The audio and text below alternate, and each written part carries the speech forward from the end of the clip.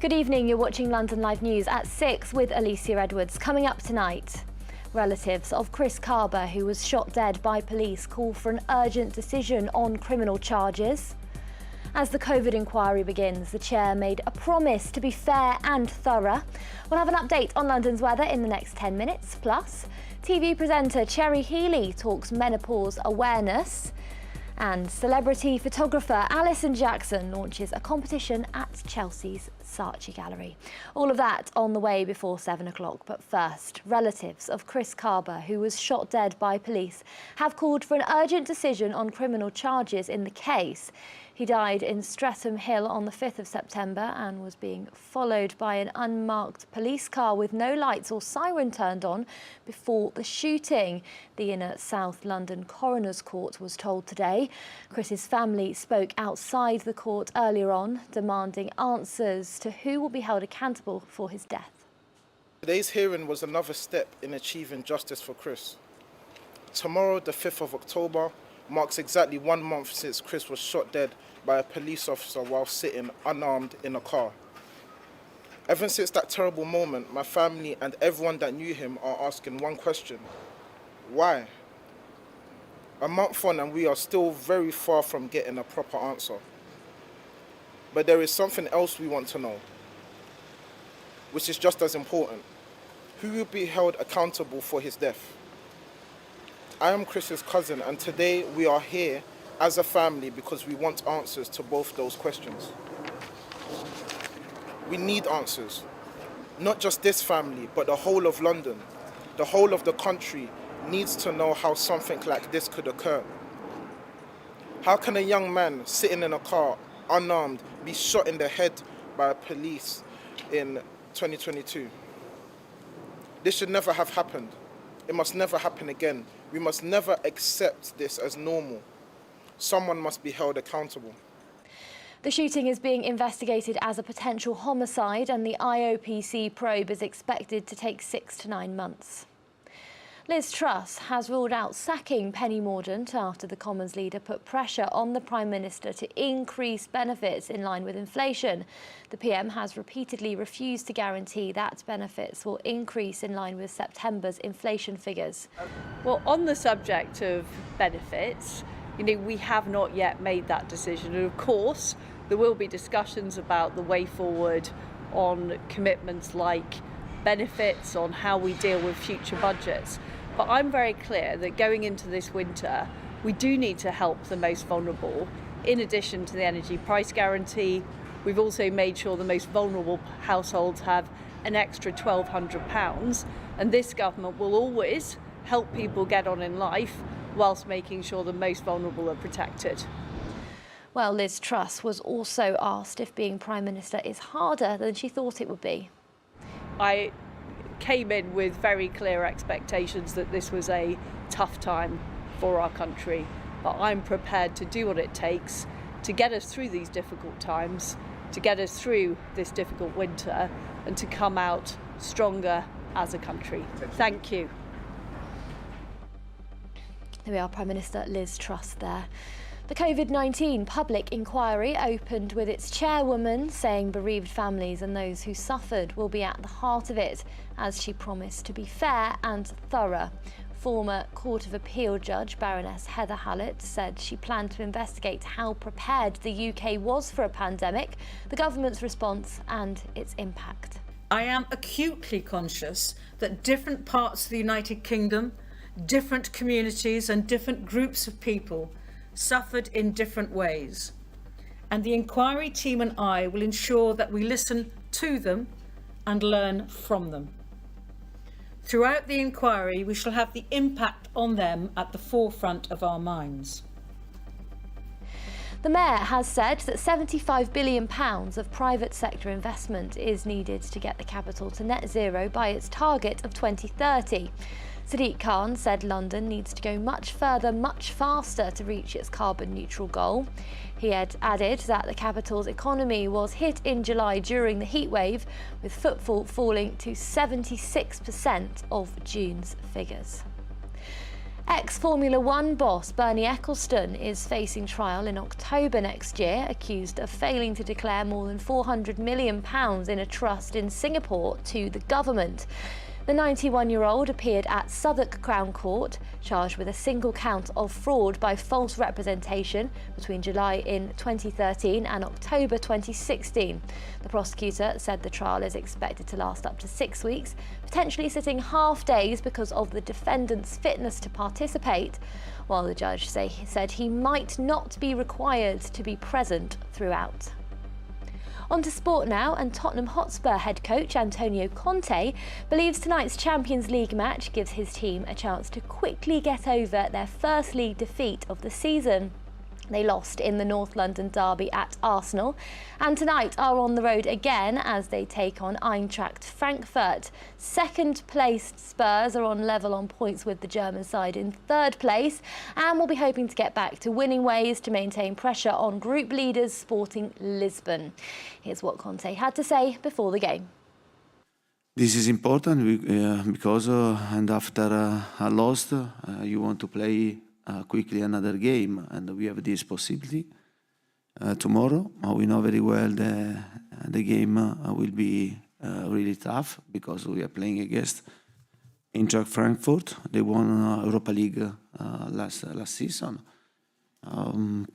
We are talking about one of the best teams in Germany. At the same time, we want to play our cards here, and I always say that this group is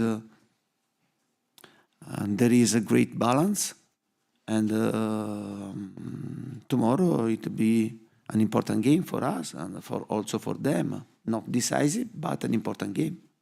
There we are, that match is set to kick off in just under 2 hours' time at 8 p.m. The Prince of Wales has given his first speech since being given his new title. William, who is now heir to the throne, addressed the United for Wildlife Global Summit at the Science Museum in the capital today. He used his speech to highlight the serious and organised nature of illegal wildlife crime and its impact on global biodiversity and local communities. The spacesuit worn by David Bowie in the music video for Ashes to Ashes is among the rare memorabilia valued at more than £1 million that will go under the hammer next month in the capital. More than 1,500 lots will be sold during Prop Store's auction at the BAFTA headquarters in Piccadilly. The sale features one of the biggest collections of Oasis memorabilia to have gone on auction in the UK, including Noel Gallagher's custom Silver Sparkle Gibson Les Paul Florentine guitar, which could go for as much as £500,000. Right, let's take a quick look at the weather now. It's staying very mild overnight, dropping to 16 degrees, just a couple of degrees warmer during the day tomorrow, highs of 18. Looking ahead to Thursday, more sunshine breaking through the clouds. It's a similar picture on Friday, more grey skies coming in, not much change in the outlook at the moment. It's time for a quick break now, but don't go anywhere, because coming up, London's Air Ambulance launches a push for £15 million in donations for a new fleet.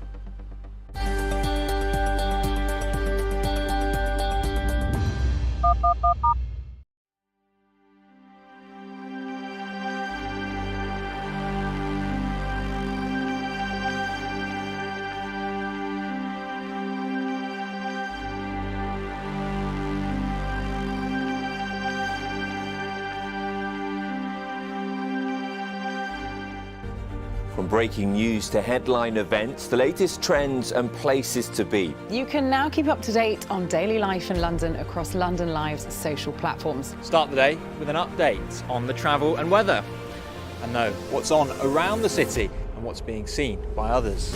With stories from London Live's team of reporters and your videos of the news moments that matter. Minute by minute. That's London Live News on Twitter, Facebook, Instagram and more. Find us at London Live.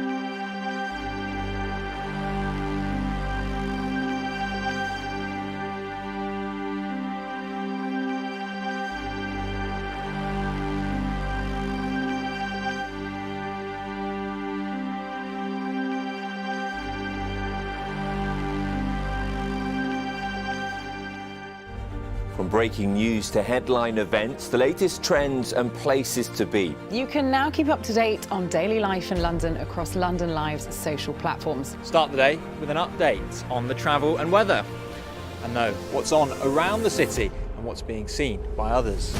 With stories from London Live's team of reporters and your videos of the news moments that matter. Minute by minute. That's London Live News on Twitter, Facebook, Instagram and more. Find us at London Live.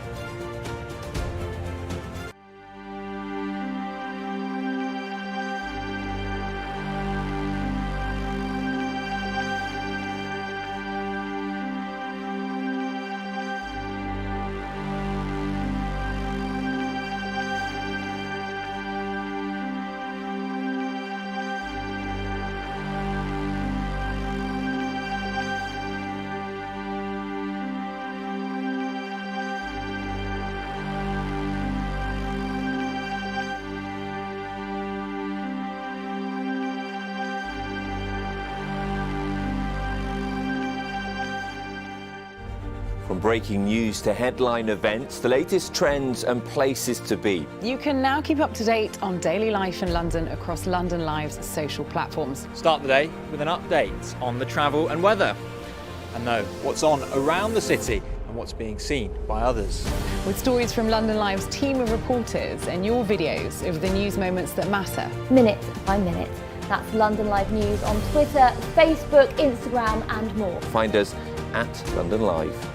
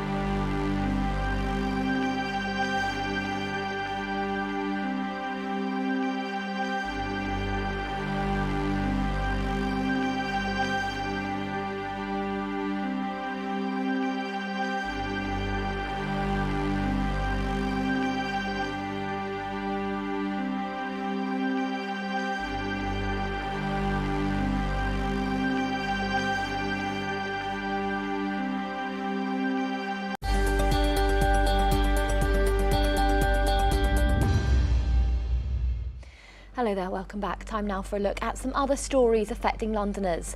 More train strikes by the ASLEF union are planned to go ahead tomorrow. Train drivers at 13 companies will walk out, meaning little or no services on their routes will operate. Commuters are warned to make regular checks for updates before starting their journey tomorrow. Heathrow is set to lift the passenger cap on travellers leaving the UK at the end of the month. In July, the airport imposed a cap of 100,000 passengers departing their terminals a day because of staff shortages. The cap was due to expire on the 11th of September but was extended, with the Wall Street Journal now reporting that aviation industry officials said it will end later this month. And researchers have been given £1.8 million to study how a long-term implantable seizure recorder could help people with epilepsy. The clinical trial, led by scientists at King's College London, will establish whether the small implant, which records brain activity, can improve care and treatment for people whose epilepsy can't currently be controlled by drugs. It removes the need for people to keep a diary of their seizures and works while they're asleep. It also allows them to go about their daily lives. Now, London Air Ambulance, a charity, is appealing to raise £15 million by 2024 to replace its helicopter fleet, with 1 in 4 Londoners having been affected or have a friend or family member who's been affected by traumatic injury. The charity is calling on people for support and they're out fundraising today. Jane Clark is the Director of Fundraising at the London Air Ambulance and told me how they're raising the funds. So the £15 million for the appeal that we've launched today will go towards buying 2 new helicopters for us to make sure that all of our pilots are fully trained, to make sure they're fully fitted out for the emergency trauma care that we do within them, and to make sure that they are running for the next 5 years. So it's really to replace our 2 helicopters that we currently have on fleet, and we need to do that by 2024. You mentioned that 2024 is kind of that date where it becomes really crucial. What will happen if you don't raise the money needed? Well, we need to replace our helicopters. They're almost like cars. Those parts become quite hard to get. They become a lot more costly to run, and so we have to be able to take them off service by 2024. So we need to raise that money by 2024 so we can then straight swap their new helicopters in, and so they will become on service from a smooth transition. So how are you going to be raising money? Oh, we're raising money in all sorts of ways. So we're starting the appeal today. So anybody in London hopefully will have seen us if they're in the City of London, outside tube stations and all around the streets. But it's a two-year long appeal. So we are going out to many different companies, individuals, lots of different people in London, and asking them to raise money for us. So it's a 2-year long appeal. So anyone can raise money by giving us a one-off donation, to sign up for a regular gift, ask their company to support us, ask their pub to support us, their local pub group to support us, whatever. We're just going to be using all of London to make sure that we can raise this money in time to replace the helicopters. Now, some research found that 1 in 4 Londoners have been affected in some way by traumatic injury. It also found that people aren't always aware of how you're funded and how important the funding from the public is. Yeah, that's very true. So yeah, the research that we've done is 1 in 4 Londoners have experienced some critical trauma, either through themselves or friends or family. And critical trauma is the biggest killer of the under 40s in London. So it's a huge issue for London. And so what we do is we fly our helicopters and we take people to the scene. We take clinicians to the scene. So rather than being a ferrying service of picking people up from a scene and flying them back, what we do is we fly A&E out to the scene and do critical life-saving surgery at the scene. So if somebody has a life-changing or a life-threatening illness, trauma, that is when we will be flown out to the scene.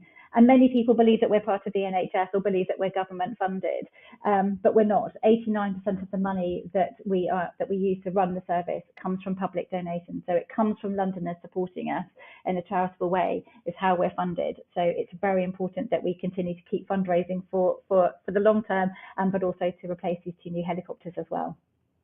So the push is for £15 million. How realistic do you think that is compared with how much you tend to manage to raise in that amount of time usually? It's a very good question. So we raise £10 million a year to keep the service running, a sort of business as usual, and that's to keep the helicopters flying. And we also have a fleet of cars that operate overnight. So £10 million is normal. So £15 million over the next 2 years. It's tough. We know it's a big ask, especially with the climate that's happening at the moment. But we also know that Londoners have been there for us in the past. We are there for Londoners and we are completely powered by Londoners. So we hope that they'll be able to come to this ask and support us, and we'll be able to get that £15 million in the next 2 years. For people watching who might want to help towards the fund, where can they go? What can they do? They can go to London's Air Ambulance website. They can do a one-off donation, or they can help us regularly with a small monthly donation would be absolutely fantastic, or ask their pub or their business or their friends to organise anything for us, or also just spread the word of what we do. Spread the word that we are here for Londoners 24/7 and that we are a charity. That's also really vitally important for people to take away.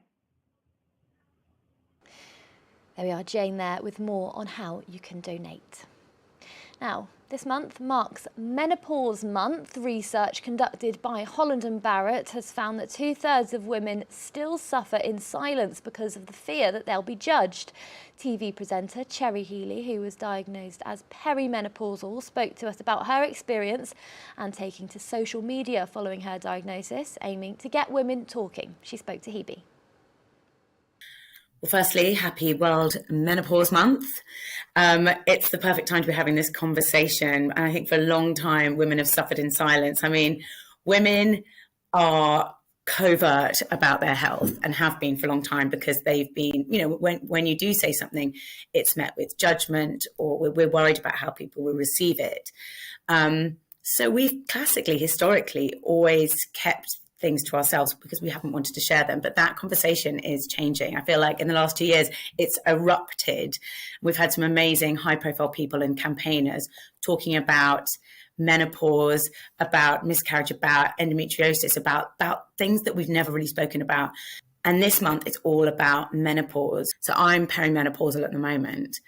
And I didn't realize I was suffering with this symptom that was just awful. I was waking up in the middle of the night with the worst anxiety, like my life was on fire. And then sometimes I'd wake up in the morning, it would still be there. And it was affecting my self-confidence. It was affecting my sleep, my relationships, my work. But the worst one was actually how I felt about myself. It was making me feel really bad about myself. And then I got some help and I spoke to someone, and now I have some supplements, which are massively helping, and I've changed a few things in my life. And now I feel like me again. But you do need to be knowledge. We need education. We need women to know what those symptoms are. It's not just a hot flush. There are 39 different symptoms of the menopause. So, yeah, I mean, the U-turn in women's knowledge about the menopause over the last couple of years has been immense, and it's great. And you took to social media to speak about your symptoms. Is that really important to you to do that? So, to get people talking, as you say, it can be so hard, and you can often feel like you're not being listened to as a woman going to the doctors, etc.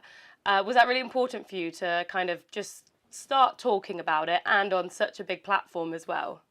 Yeah, absolutely, because it was other women who allowed me to do it. So it was the trailblazers before me who are honest about their perimenopausal symptoms and other women's health issues that allows all of us to then think, oh God, maybe it's okay to say something. And women are scared to talk about it for valid reasons. They're scared to talk about it because let's say that you tell your employee, I've got brain fog and I'm having sleepless nights. You might not be put up for that promotion.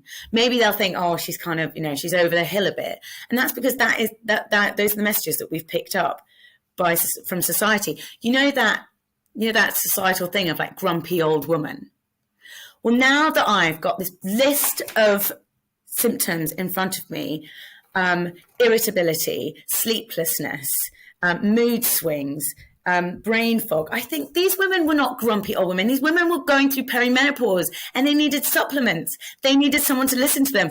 A lot of women, when they go to their GPs, they're put on antidepressants because some of those symptoms sound a bit like depression, especially the anxiety, especially the one I was experiencing, really, really suddenly anxious. And actually, you do not need antidepressants. And when I was filming last year and I was making a program about women's health, I met lots of women who said they'd been on antidepressants for 10 years. 10 years. And then they got diagnosed as perimenopausal and they either took supplements or they went on HRT and you feel like you've got yourself back. How many women are walking around at the moment thinking, what is going on with me? Who am I? It's really scary, really, really scary. And so part of this campaign, I mean, we've just spoken about the kind of real life consequences and fears of women because it hasn't been spoken about and given enough time and thought. Is this what you're hoping the campaign is going to draw attention to? And, it will hopefully make women, double check when they're given antidepressants at the doctors. It will make them feel more secure in going to their boss and saying, I do have brain fog, but I don't want to be, not put up for that job. Yeah, exactly. Is that what you're hoping going forward? This is going to make people feel okay with? Absolutely. So Holland Barrett did some research and 2/3 of women do not talk about the menopause. 61% because they fear judgment. And the only way to get rid of that is open, relaxed conversation and a safe space. And I want my daughter, who's 12 at the moment, I want my daughter to be so comfortable talking about menopause that she thinks our generation's weird. Like, my mom's 74. She never told a single person that she was going through menopause. She never had a conversation with her girlfriends. She never told a doctor. She never told anyone. And so when I say so many women, like 100% majority of women just get on with it quietly, even if it's really, really bad. And sometimes hot flushes can be so severe, feels like your insides are on fire, that women just go, oh, well, it's just part of being a woman. I want my daughter's generation to be so well versed in this. They're like, oh, when they hit 40, like, oh, that's perimenopause. Oh, I'll go and see someone about that. Like it's the easiest thing in the world. That's the dream. And that's what this campaign is trying to do. Our presenter Cherry Healy there. You're watching London Live News with Alicia Edwards. A reminder of our top story coming up after the break, plus the car boot sale with a twist. More to come in the next 10 minutes.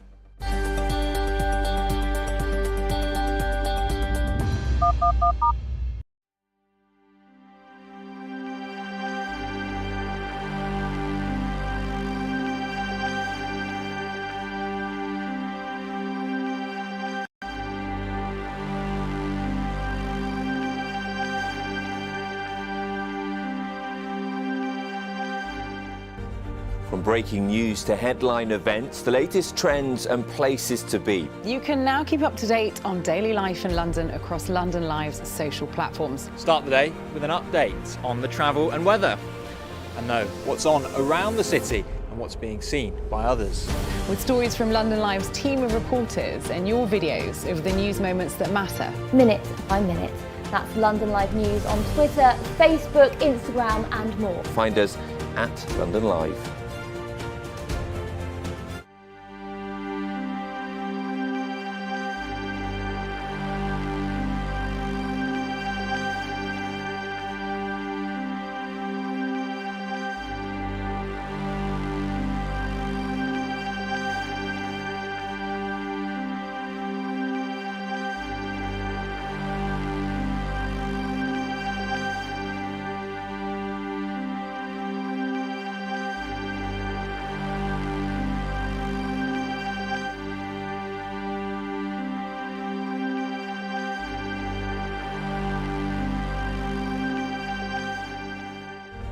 From breaking news to headline events, the latest trends and places to be. You can now keep up to date on daily life in London across London Live's social platforms. Start the day with an update on the travel and weather, and know what's on around the city and what's being seen by others.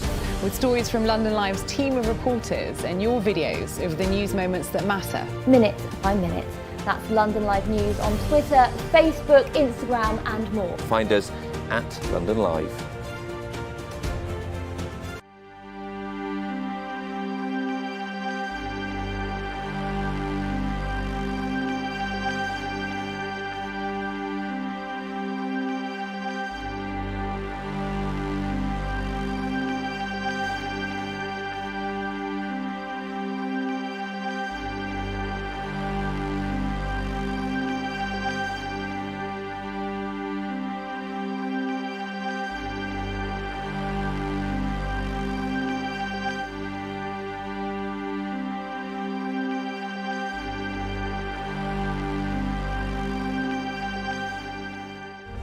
From breaking news to headline events, the latest trends and places to be. You can now keep up to date on daily life in London across London Live's social platforms. Start the day with an update on the travel and weather, and know what's on around the city and what's being seen by others.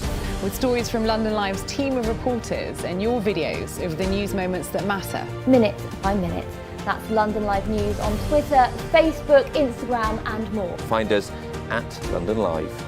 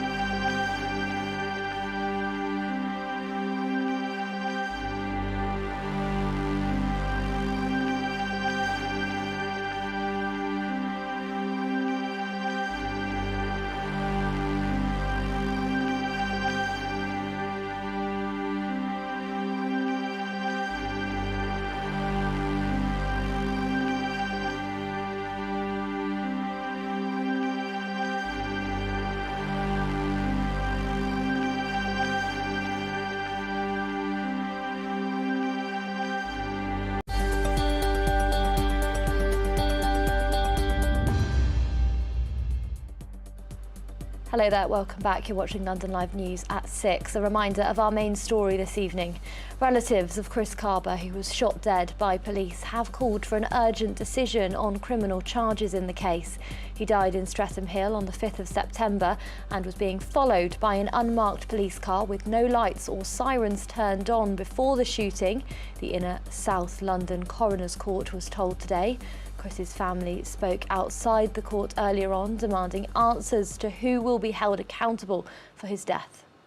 Tomorrow, the 5th of October, marks exactly 1 month since Chris was shot dead by a police officer while sitting unarmed in a car. Ever since that terrible moment, my family and everyone that knew him are asking one question: why? A month on and we are still very far from getting a proper answer. But there is something else we want to know, which is just as important. Who will be held accountable for his death? I am Chris's cousin, and today we are here as a family because we want answers to both those questions. We need answers. Not just this family, but the whole of London, the whole of the country needs to know how something like this could occur. How can a young man sitting in a car, unarmed, be shot in the head by police in 2022? This should never have happened. It must never happen again. We must never accept this as normal. Someone must be held accountable. We are glad this matter is being investigated by the IOPC as a homicide investigation, and we hope that this will lead to prosecutions. But we are alarmed at what we have been told about how long this is expected to take. We do not accept that this process should take longer than other homicide investigations, merely because the person who killed Chris is a police officer. The shooting is being investigated as a potential homicide, and the IOPC probe is expected to take 6 to 9 months. Liz Truss has ruled out sacking Penny Mordaunt after the Commons leader put pressure on the Prime Minister to increase benefits in line with inflation. The PM has repeatedly refused to guarantee that benefits will increase in line with September's inflation figures. Well, on the subject of benefits, we have not yet made that decision. And of course, there will be discussions about the way forward on commitments like benefits, on how we deal with future budgets. But I'm very clear that going into this winter, we do need to help the most vulnerable. In addition to the energy price guarantee, we've also made sure the most vulnerable households have an extra £1,200. And this government will always help people get on in life whilst making sure the most vulnerable are protected. Well, Liz Truss was also asked if being Prime Minister is harder than she thought it would be. I came in with very clear expectations that this was a tough time for our country, but I'm prepared to do what it takes to get us through these difficult times, to get us through this difficult winter, and to come out stronger as a country. Thank you. There we are, Prime Minister Liz Truss there. The COVID-19 public inquiry opened with its chairwoman saying bereaved families and those who suffered will be at the heart of it, as she promised to be fair and thorough. Former Court of Appeal Judge Baroness Heather Hallett said she planned to investigate how prepared the UK was for a pandemic, the government's response and its impact. Now, if you're into second-hand and vintage and also have a conscious mind when it comes to the planet, then this might be something you're interested in. The classic car boot sale is coming to King's Cross this weekend. Pre-loved items are going to be sold out of the back of vintage cars with the aim of encouraging sustainable fashion. Well, Tanya has been speaking to Wayne Hemingway, the founder of the long-standing event.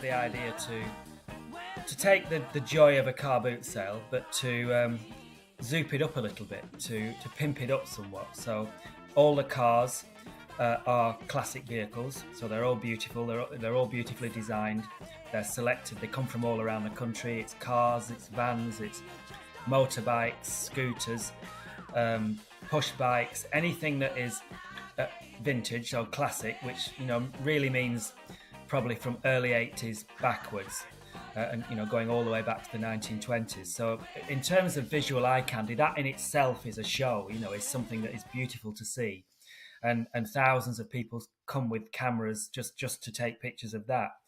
But then we added to that the fact that you can actually sell stuff from the back of your classic car, and a lot of people who have classic cars are also collectors of vintage ephemera and all of that kind of stuff.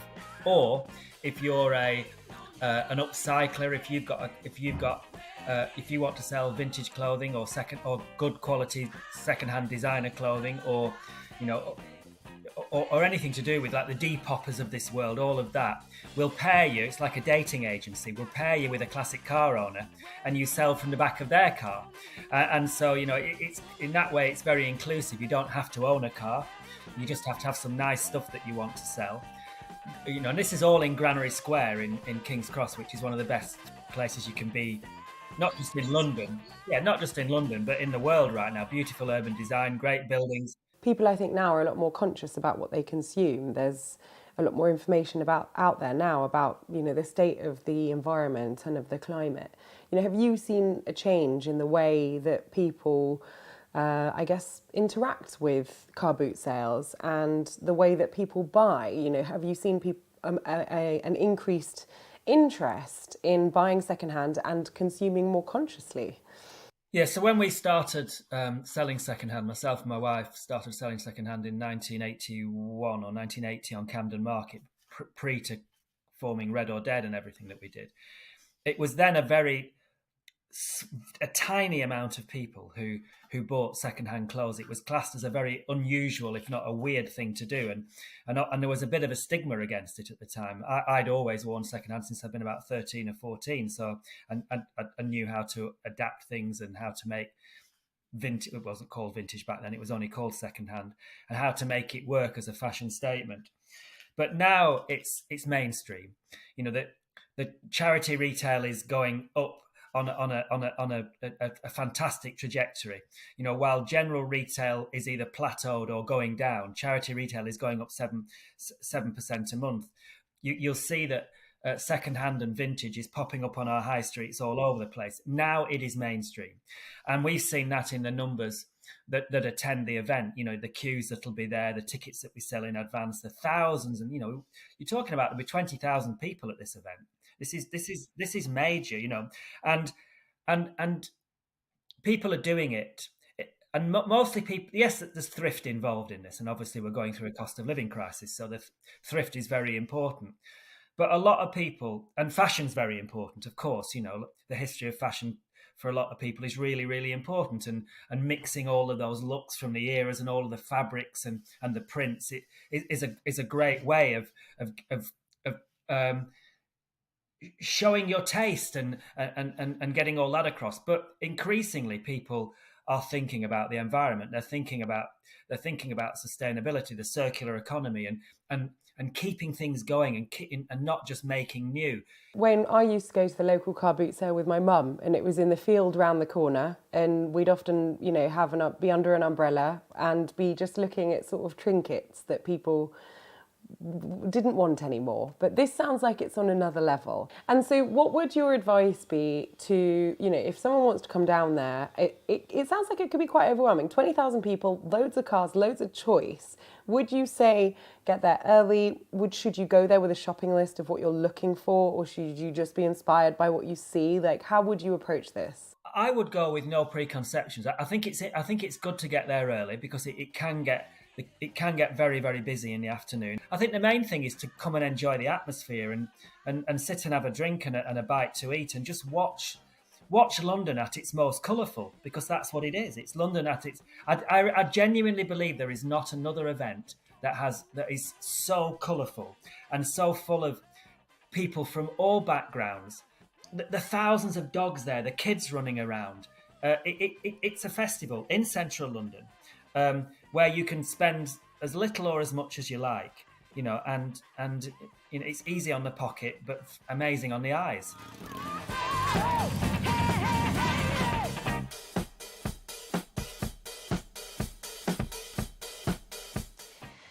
There we are. The classic car boot sale is happening this Saturday and Sunday in King's Cross. Right, it's time for a quick break now, but don't go anywhere because coming up, Chelsea's Saatchi Gallery launches a new exhibition this week, putting the focus on the Royal Borough.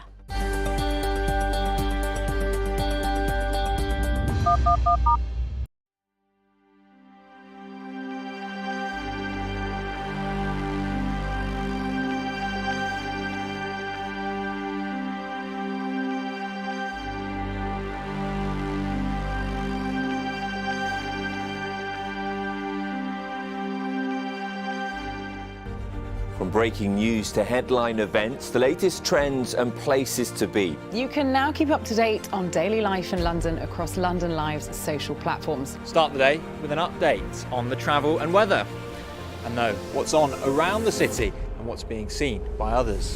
With stories from London Live's team of reporters and your videos of the news moments that matter. Minute by minute. That's London Live News on Twitter, Facebook, Instagram and more. Find us at London Live.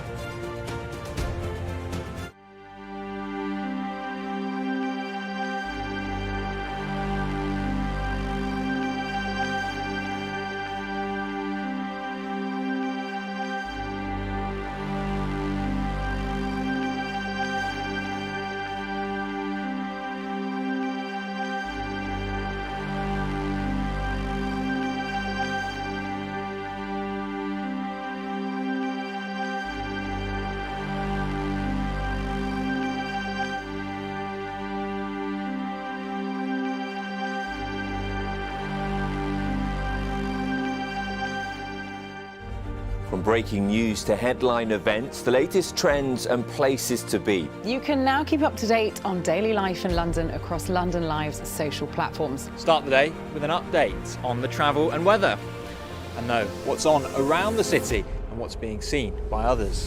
With stories from London Live's team of reporters and your videos of the news moments that matter. Minute by minute. That's London Live News on Twitter, Facebook, Instagram and more. Find us at London Live.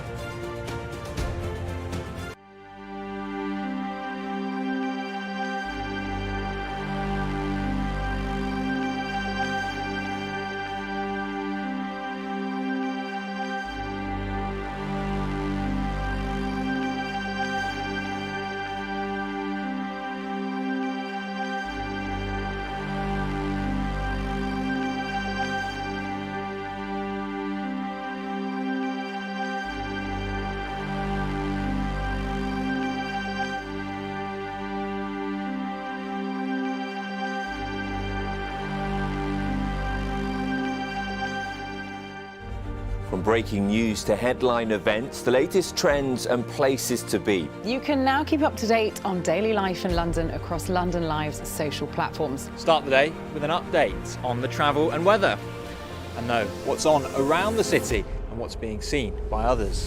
With stories from London Live's team of reporters and your videos of the news moments that matter. Minute by minute.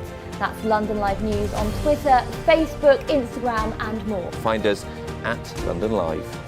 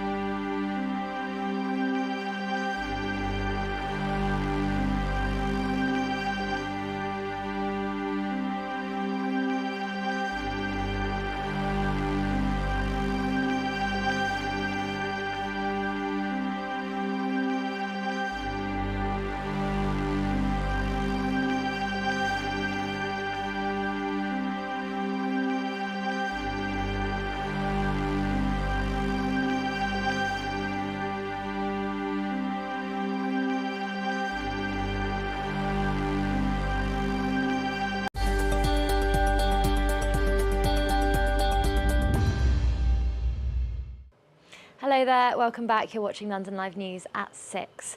Now, celebrity photographer Alison Jackson has launched a competition for aspiring snappers to have their works shown in Chelsea's Saatchi Gallery at an exhibition this week. The Day in Your Life competition centres on Kensington and Chelsea, with entrants asked to take photos of everyday life in the Royal Borough, with winning entries going on sale in the gallery. Well, Alison told Paul that she hopes the competition will help disadvantaged youngsters in the area get creative. A Day in Your Life photography competition is a competition run for young, budding, aspiring photographers, really across RBKC, the Royal Borough of Kensington and Chelsea, and across nationally as well. And it's really to discover new talent and people who haven't really had a chance before, from many different types of diverse and minority backgrounds. Can you tell me a little bit more about your connection to the Royal Borough? Well, I've always lived in the Royal Borough of Kensington and Chelsea. So, ever since a very, very young person when I was sort of working. And then I went to college at the Chelsea College of Art. And then I did my master's at the Royal College of Art. So I've had outstanding education all from this particular borough. So I just really wanted to make that, clear and obvious to the people entering the competition, that right here in this borough there is most extraordinary opportunity. The prizes for this competition are educational. So the University of the Arts offer short courses for winners to take courses there, which I think is phenomenal. And, we have lots of other educational opportunities. The Royal Borough is a complete mixture of different types of people that live here. The social housing is frequent in Kensington, Chelsea, that people don't really realise. And it's scattered in amongst the richest houses or the richest people in the world. And I think that's a wonderful position, because I think it's a wonderful place to live, and you're right in the hub of one of the most wonderful, densest boroughs in Europe. And I think it's wonderful that everyone can mix together. It's extremely pretty and beautiful, and it's constantly energizing itself, and it's vibrant. It's got lots of, as we've talked about, it's got amazing colleges and education. It's got the most extraordinary art galleries like the Saatchi Gallery. I mean, it's just fantastic. So there is, an extraordinary mixture of people, and youth clubs and community centres are spread all over the borough. Can you talk to me a little bit more about your workshops and your mentorship work? You're giving opportunities to people who perhaps maybe haven't had the opportunity to explore their creativity. Well, very few people have had the opportunity of exploring their creativity, and that's incredibly apparent when we go in, and I go into youth centres. We go in with cameras, and some children are very, have never held a big camera before. So it's a complete delight, and they absolutely love it. It's a joy to see, and I find it completely fascinating that the creative education is very slimmed down. People don't have it.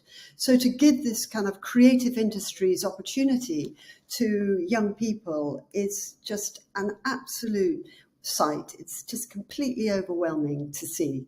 And I come from the starting point, shoot what you want to shoot, film what you want to film, trying to really bring out the individual in their work rather than shoehorning ideas into their minds, so that they have creative freedom to begin with. And then as we work through, they learn the skills of the creative medium of photography. On this competition that you're running, A Day in Your Life, what's caught your eye in the entries you've already seen? Oh, well, there's some incredible photographs. I mean, that's what I just can't believe what I'm seeing. We have a pop-up flash photography studio that sort of flips up in the youth club, and people come and pose and take photographs. So you can see who wants to be a director, who wants to be a photographer, aged 5 years old, at such a young age, and who models and who's self-directing as they style themselves. So we've got some extraordinary portraits, which is wonderful to see coming alive. We also have amazing amount of documentary pictures of the borough, beautiful ones of Chelsea and the surrounding areas, architecture. So it's very, very varied and very, interesting to see. There we are, and the Day in Your Life exhibition runs at the Saatchi Gallery from tomorrow until Saturday this week. Some theatre for you now. Despite the struggles the industry faced during the pandemic, a new venue has opened its doors in the capital. The Marylebone Theatre has now opened and is staging Dimitri, a production adapted by renowned verse dramatist Peter Oswald, after remaining unfinished for over a century. Well, Henry spoke to the director, Tim Supple, about the play. What the play is really about is about the ongoing question of Russia's relationships with its neighbours and the relationship of Russia's leaders with Russia itself and with the West. So that's why it's incredibly topical for us.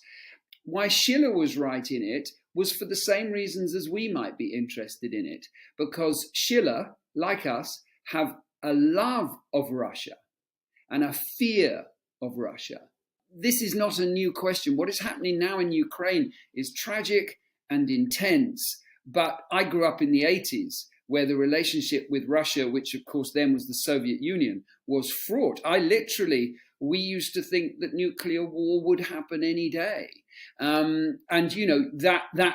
whole question goes back to the early Soviet Union, goes back to the late 19th century and relationships between Russia and the UK over Afghanistan, and goes back right through history. So it's potent and relevant and, of course, tragically particularly vivid now. You've touched upon this history that Russia has had with its neighbours, but the rest of the world for not just decades, but centuries. So as the director, what are you trying to make the audience feel now in this sort of next chapter of Russian history then? That's a really great question, Henry. I mean, obviously, we want, as theatre makers, we're not journalists, we're not politicians. The first thing we want our audience to feel is engaged and excited by the social event of theatre, which is a shared experience where the audience together with the actors live are experiencing a story, and all sorts of emotions and thoughts and questions are being stirred up. And questions is the real answer to your question, Henry. We want people to be trying, as we are, to understand the world we live in, to understand ourselves as human beings, how we look at each other. So it's about stirring that more irrational side of ourselves, not thinking so much, but feeling those questions. Why are we as we are? Why is the West as it is in relation to Russia? Why is Russia as it is in relation to the West? And why do Russian leaders seem to be repeating a pattern of this, what you might call the Tsar? But that's not the story as it looks like from inside Russia. So why do we continually see the same story from different perspectives? You can talk about East and West, Christian and Islam, Israeli, Palestinian. The same story looks different from two different angles. One, and two, the particular questions of Russia. Why are they as they are? And it's not just about Russia and the West. It's about the human animal, and it's about power and religion and faith and hope. And theatre asks you why. Well, talking about theatre, this is, of course, going to be here in the capital at a new theatre in London, the Marylebone Theatre. How excited are you for the run in a new venue? Because that's quite a fantastic thing to be able to say. Well, it's absolutely thrilling. I mean, opening a new venue at this time, after COVID, with the economic challenges, these are brave people, and I'm delighted to be the director who's opening that space. I'm not the artistic director of the space, as you probably know. I take my hat off to the director, the producer, the board, the financiers of this theatre. It's very brave because it's a smallish theatre, which means it's not so easy to be commercially viable. It means it needs very high ticket sales, good level of financial support. And it's a great space in a great building. And of course, opening a new theatre is the most exciting thing that as theatre people we can do. And what a brave decision to open, not with a light comedy, not with a show with 2 or 3 people, which is always, commercially more safe, but with a play with 15 people, a serious poetic drama that is both an old play and a new play that asks difficult and searching questions about us as human beings, but that is thrilling, that I can promise will offer people 2.5 hours of a really tremendous experience. So I would urge people to come and give it a go, even if they prefer something lighter. It's entirely accessible, entirely exciting, and all courage to this theatre for opening with this. And I hope we do them. There we are, that's on at the Marylebone Theatre until the 5th of November. Let's just take a quick look at the weather before we leave you. Staying very mild overnight, dropping down to 16 degrees, just a couple of degrees warmer during the day tomorrow, highs of 18. Looking ahead to Thursday, more sunshine breaking through the clouds. There's a similar picture on Friday, more grey cloud coming in though, not much change in the outlook at the moment. And that's all we've got time for this evening. Thank you for watching. You can keep up to date with all the latest stories on our social channels, and you can find us in all the usual places at London Live. From all of us here, have a lovely evening.